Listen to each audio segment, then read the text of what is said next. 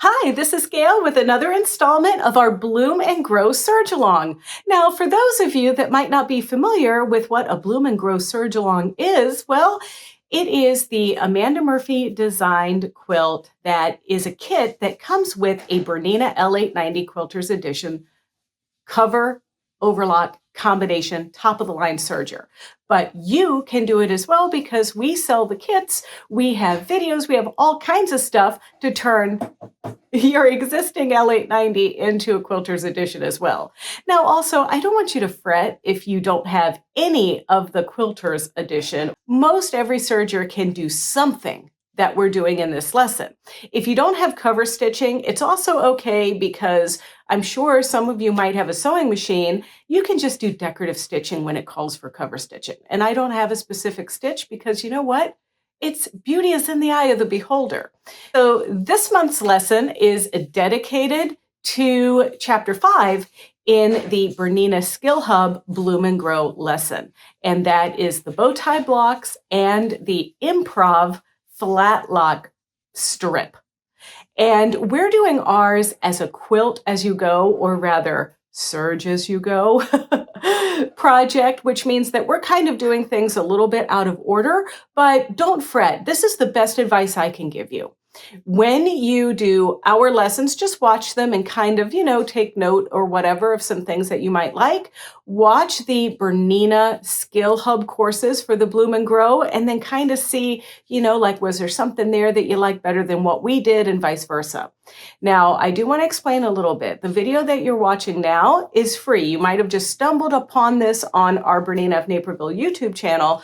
And I'm talking about this mysterious thing called the BERNINA Skill Hub. Well, what the BERNINA Skill Hub is, it's BERNINA's straight to the customer education platform. And there are lessons there that will teach you how to use your BERNINA. They'll teach you how to use feet and attachments and sergers and software and all kinds of stuff. But on that platform lives this lesson called Bloom and Grow. Now, you can purchase the lessons direct from BERNINA right on their site and so forth, but if you buy the kit from BERNINA of NAperville, you're getting the Skill Hub course included. So basically, the Skill Hub course is access codes that you enter in instead of a credit card number to buy the lessons on the Skill Hub. And so you get that from us, you get our video, which is free because you're watching it right now, right? But we make an extra presentation deck for you that has like useful links and any little tips and stuff that we did differently from the BERNINA program. If you have any questions, you can always reach out to the store or you can email us, either orders@berninaofnaperville.com or call us at 331-472-4231. Oh, but come on. Let's have a look at that presentation deck and see what we're in for this month. So here's our presentation deck. There's our gorgeous Bloom and Grow quilt. And here are all of our lessons. So this is the lesson that we're looking at now. Here's lesson 2, which happened last month. And here's lesson 1, which premiered in May. And then here is where you will click in order to download the video that you're currently watching. We have a schedule, and we started in May, then we had June, and now we're at July 5th, and then we will continue all the way through April of 2025 with putting it all together. I did mention that this is a Quilt As You Go project, and this is just to help you be able to manage the bulk of a larger quilt if you're a beginner and you're not really that well versed on quilting. So just a little bit of housekeeping on how to make the most of the Serge-A-Long. You're going to watch the BERNINA Skill Hub Bloom and Grow videos presented by Mary Beck. And this particular lesson that we're working on today, like I mentioned, is Chapter 5 in the BERNINA Skill Hub course. If you're not familiar, let's have a look at the BERNINA Skill Hub. So the BERNINA Skill Hub is this site, and you might not see it like this. You might actually be seeing the course catalog. And the course catalog is showing all of the different courses that you can purchase here. And you can see the Bloom and Grow lesson is $300 through BERNINA Skill Hub. We have our kit at $449, which includes this.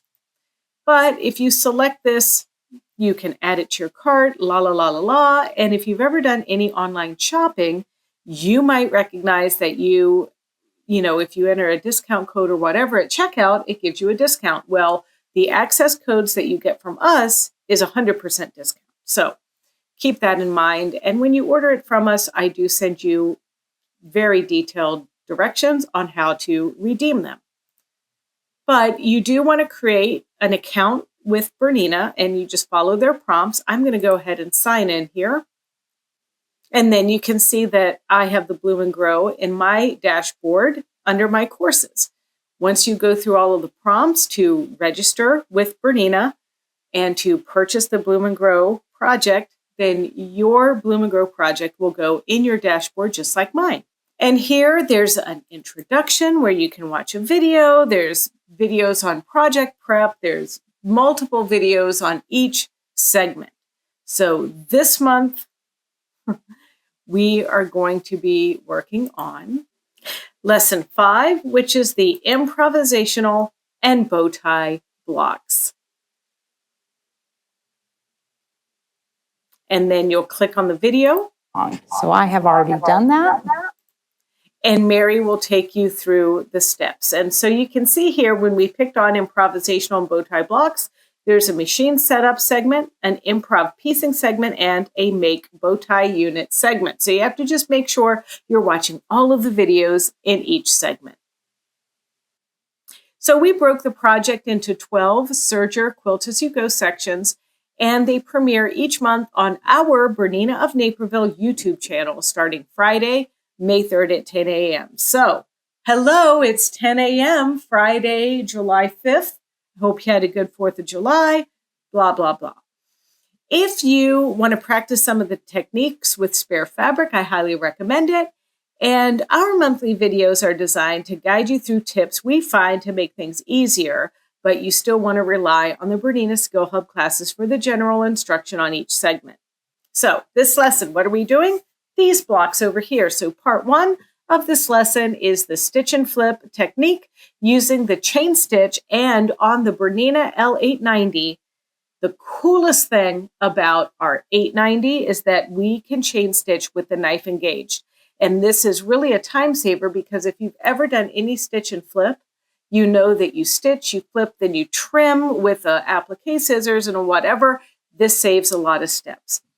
Then with our second part of this lesson, we're going to piece our improv strips and we're going to embellish, and all of that is done with a flat lock stitch. All right, so now let's talk about the nitty-gritty. So I mentioned that this lesson has a part 1 and a part 2. So part 1 is the bow tie block or blocks, which you see here. And this lesson is best performed with the L890 or the L890 Quilters Edition. If you have an L850 or 860 or a standard serger that doesn't do cover stitching, you're going to want to piece these bow tie blocks in the same manner as we pieced in lesson 1. So refer to lesson 1 video for that information. The feet that we're going to need is the clear foot number 27 and the cover stitch foot number C13. We're going to use that white 60 weight Metler cotton thread, which is nice and thin and perfect for piecing. And we're going to use a 2-thread chain stitch with the blade engaged. And this is an exclusive feature on the L890, whether it is a standard edition or the Quilters. Some other supplies we're going to need is a water-soluble marking pen or other air erase type of marking pen. And we're going to need a Clover stick-on seam guide. And this is just basically if you are somebody that needs to butt your fabric up to a little wall to do the stitching, you're going to need this. And the stick-on, and we're using the stick-on because the magnetic seam guides will not work on the serger as the needle plate is aluminum. We're going to need some sharp scissors, a seam gauge, and a stiletto. So we cut all of our fabric in month 1, and we're going to need our fabric R pieces that are 3 by 3 inches, our fabric G pieces that are 3 by 3 inches, fabric K that's 4.5 by 4.5, fabric D that's 4.5 by 4.5, and fabric S 2.5 by 32.5, which we'll reserve for lesson 4 when we do our quilting. So Mary shows you very well in the videos how you're going to prepare your 3 by 3 inch blocks, whether they are fabric R or fabric G. You're going to draw a diagonal line from corner to corner on the wrong side of the fabric. And then we're going to set up our L890 for a 2-thread chain stitch with the cutter engaged. So let's set up our serger for the 2-thread chain stitch. And it starts with, depending on where your serger has been adjusted, mine was set for an overlock stitch. So now I'm going to make sure that I move my needle into the left center position. And I'm going to pull all of my thread out of my overlocker. And just a little word of wisdom here, you're going to, once you get your needle in just the right position, you're going to make sure that you tighten all of the needle screws because you don't want them vibrating loose and falling out while we're doing our project. So we're in the right cover stitch position, and we're going to remove our knife protector and put our cover stitch platform on. We're going to lower our upper looper, and I did that with my foot control. And we're going to thread with our air threading mechanism, the purple path, which is our cover stitch looper. And then when we thread our needle, I love using the needle threader that comes with our serger because it's so easy to use. You're just going to make your thread go across the needle like a little cross, and then you insert it in your needle threader and just find the hole and push it through, and then pull the thread, the little loop that's formed, back through the needle. And just make sure that you keep your knife engaged.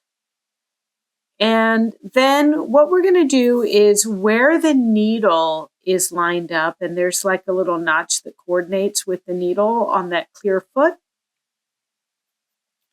you're just going to take that piece and line it up with the marked lines that we created. And if you need to, use a Sharpie to kind of like draw on that spot. It might help you line it up as you're stitching. I'm pretty good at just lining up my needle on the drawn line, but if you need that extra help, that's fine. And then as we feed this through, we're going to stitch with the needle on our drawn line, but that knife that's come up above the surface is going to trim this as we stitch. And then what this is doing is it's eliminating that need to kind of stitch, trim, then flip. We're cutting and stitching and flipping all at the same time. And you may or may not need a sew on, sew off piece. I actually find that this isn't necessary. And I also find that I can stitch with my chain stitching without anything underneath, which is very helpful and also might be used for decorative purposes in the future. But we're just going to simply stitch our pieces together, trimming and stitching and doing our best to keep that needle, however we use the markings and what have you, right down that drawn line on both the pieces that are the kind of white background pieces with the teal and the gray background pieces with the black. And ultimately, those make up 16 different units. And before we go over to the iron, I want to just show you how I sew off using my chain stitching, and I don't have any issues at all. In fact, back in the day, we used to do this as a technique to make doll hair. So look at this cute little heavy thread that's created with this technique. So put that in the coffers and save it for another time. But in the meantime, we're going to take these pieces that we just made and we're going to press them using our iron. We're going to cut them all apart, and then we're going to go over to the cutting board and lay them all out. Now, I've said this probably close to 1,000,000 times now, maybe. If you get a group of sewists in the room, you will get 1,000 different ways to do something. In the BERNINA Skill Hub videos, Mary very methodically has you stitch your rows together, And you can see, I kind of think of this as the bow ties go this way. The bow ties go this way, right? So that means that we're going to have always a bow tie triangle down here at this bottom right corner. And then on the second row, a bow tie is always going to go in the upper left corner. And then we just alternate white, gray, and then gray, white, like this. Some of you might be inclined to stitch in pairs. I sometimes like to stitch in pairs and then stitch the pairs together like this, making a 4-patch. But it's up to you how you want to do it. You can do it Mary's way, that's fine, but you might find your own methodical way. And, I'm not really here to, give you an exact way to do it. I am going to just simply try my best to stitch my pieces together so that I don't get them turned around. And we all have to do that differently in our minds. So I'm going to make a little stack, and I know that I'm going to be stitching on the right side and always with the gray on top for the top row. So this is my top row. Now it's always with the white on top for the second row. All right, let's set up the machine. So now what I've done is I've moved my needle from the left cover to the center cover, and I've added the clover seam guide. So now I'm using my seam gauge to set this at 1/4 inch from the needle. And I move it to the front and kind of check, and then I move it to the back and kind of check. And yes, obviously at this level, I have peeled the protective film from the seam guide and stuck it to the bed of my serger. And this is something that is nice if you're somebody who really needs training wheels to help you with your 1/4 inch seam allowance. Sometimes I kind of feel like I do just fine of a job just using my foot, because quite frankly, the needle to the right edge of your cover stitch foot is actually 1/4 inch. And then once you set your seam allowance, all you're going to do is stitch our pieces together with that 1/4 inch seam allowance. So here are all of our pieces stitched. So what I propose is that we take segments like this one and then stitch this to this. This is really going to help me keep everything straight. So then we'll have a 4-patch, 1, 2, 3, 4, and then we'll sew our 4 patches together. And one of the benefits of that is I can kind of snuggle up or snuggle butt. I know some of you really hate that term, but I'm going to snuggle butt my pieces up together like this, and that'll keep that seam nice and pretty for when I do my 1/4 inch seam. So now I'll just go back to the machine and snuggle butt away and stitch these on my serger. Right, once we've given these blocks a nice pressing, you're going to take them and sew them together like this. And you could kind of take some and press them with the seam going up and some with the seam going down like that, so you can snuggle butt again. And just a little bit of helpful wisdom here. If you want to double check yourselves as you go along, when you sew your little 4-patch together like this, it should measure 8.5 inches square. All right, so then once you stitch that together, you're going to press your seams to the side and then take your reserved light teal piece and put it aside for next month. And now let's have a look at our improv block. Okay, so it's time to move on to part 2. And this one's super easy. There is no fretting over seam allowances and things like that. It's just a lot of flat lock playtime. So the machine is going to be set up for the overlocker side. And this means that any overlocker machine that you have can perform a flat lock stitch. So there's no cover stitch needed. So those of you that might be working with a cover stitch only and a regular overlocker machine, you can unplug and put away your cover stitch machine for this. The foot that you need is a standard overlocker foot, but I did use my number 27 clear foot, or the C27. And then we're using decorative spaghetti thread. Now, we're using this in the needle and through the looper. Both of these threads in the light color and the teal color are the threads that came in your kit, and they are 12-weight thread, which means that we're going to be needing to put a 90 top stitch needle in the left needle position. Just, because that thicker thread kind of needs to go through a needle eye that is a little bit larger. The stitches that we're going to be using is a 2-thread wide flat lock with the blade engaged for the first step, and then for the next step we're going to just hide that blade.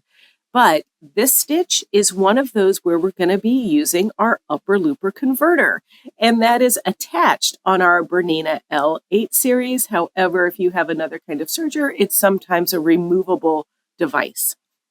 Fabric is pretty easy. There's an 8-inch strip of fabric F, that's the dotted fabric, and then there's an 8-inch strip of fabric O, which is the tone-on-tone. And each one of these strips is 30 inches long, but you are not going to need all 30 inches of these strips. But I do recommend that, per the instructions that Mary shows you on the Skill Hub classes, that you are going to cut each fabric into whatever segments you choose. You just have to make sure that you're maintaining that 8-inch width. And so let's get the machine all threaded up and do our test. When I'm doing my test, I'm just really looking to see that the looper is at the very edge of my cut and that the needle thread on this stitch is what's seen on the back side. So see how that's balanced, how that line, when I open this up, makes that little ladder stitch. And then some of the fabric is going to kind of fold under a little bit. So I always keep a long darning needle in my serger, little pin cushion there. And you're going to take this needle, or Mary uses a skinny crochet hook, or whatever the case is, to kind of feed under your fabric there that folded. And we're just going to use that to kind of spread it out a little bit and get it nice and flat. Because ideally with this stitch, one fabric is just gently going on top of each other. And the reason why I like to use a needle like this is I can get it in the little ladder teeth too if I need to go further up, like for long pieces like we're going to be doing with our ultimate sample. But you can see what that looks like, and it's really cute on both sides, and because of that we're actually using both sides of this stitch.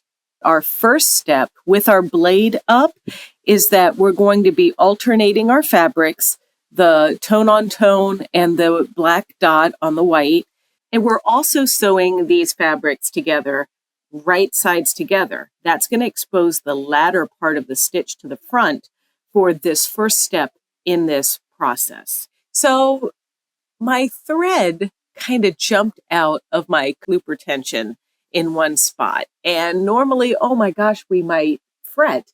But in this case, it was no big deal. I just rethreaded or got my thread down to my tension disc and fixed it. And then I just cut off the bad part that I stitched and redid it. So it's really easy to fix a mistake. After sewing all the bits together with the blade up, it's very satisfying to use that darning needle to spread out all those seams and get them nice and flat and perfect. But over at the machine is where we do our final step. That's also quite fun too. We're going to attach our sliding seam guide that comes with your L8 series. And this is going to help us butt the folded edge up because we're going to be hiding that blade and fold our fabric wrong sides together, kind of lining up the fold on that little side of our clear foot there, just so our stitching is a little bit off the edge of the fold. And this is going to allow us to open up our work, expose that ladder without any tucks underneath. Once you've completed this step, all you need to do is trim your strip 7.5 inches wide by 32.5 inches long and save it for next month, because next month is going to be the quilting part. All right, what do you think? Gonna give it a try? I think it's going to be super fun. I think you're going to really love this month because you get to do traditional things in a new platform that, might challenge you a little bit. But at the end of the day, don't forget, this is not rocket science. This is not difficult stuff. And with that chain stitching, if you make a mistake, it pops right out, right? In fact, let me just show you real quick. If you make a mistake, what you can do with your chain stitching and how easy it is to undo it and then restitch it. Okay, so sometimes you just simply need to unsew something, okay? And one of those things is trying to be mindful of where you started and where you ended. So I started up here and cut, right? But I need to cut these pieces apart. I usually just try to cut my tails, but this was the end. And so what I do is I take my scissors or a seam ripper and I'm going to just pull a few stitches from my top thread.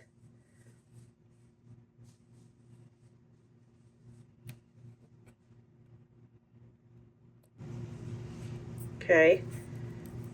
And then under here you'll see there's our chain, right? So you just pull. And sometimes it can be stubborn, so you give it a little tug, but look how easy that pulls out now. See that? Okay, thank you so much for watching. And if you want to see more tutorials and more videos from us, don't forget to check out our BERNINA of NAperville YouTube channel. It's easy. It's youtube.com/BERNINA of NAperville. And there you can like, comment, and subscribe. Happy serging.